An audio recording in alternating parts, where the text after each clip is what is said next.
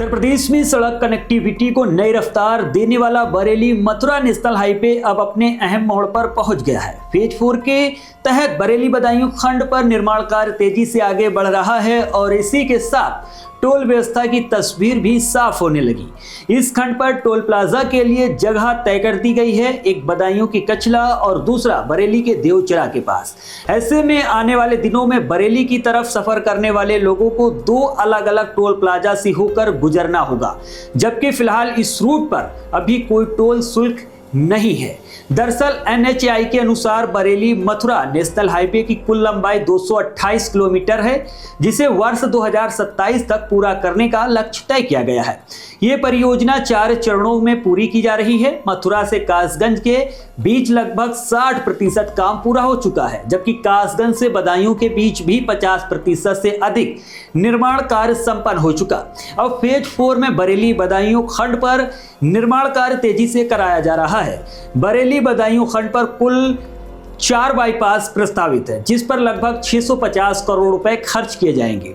भमोरा और देवचरा के बीच करीब 5 किलोमीटर लंबा बाईपास बनाया जा रहा है। इसके अलावा बदायूं के बिनावर और मलगांव के पास भी बाईपास का निर्माण प्रस्तावित है।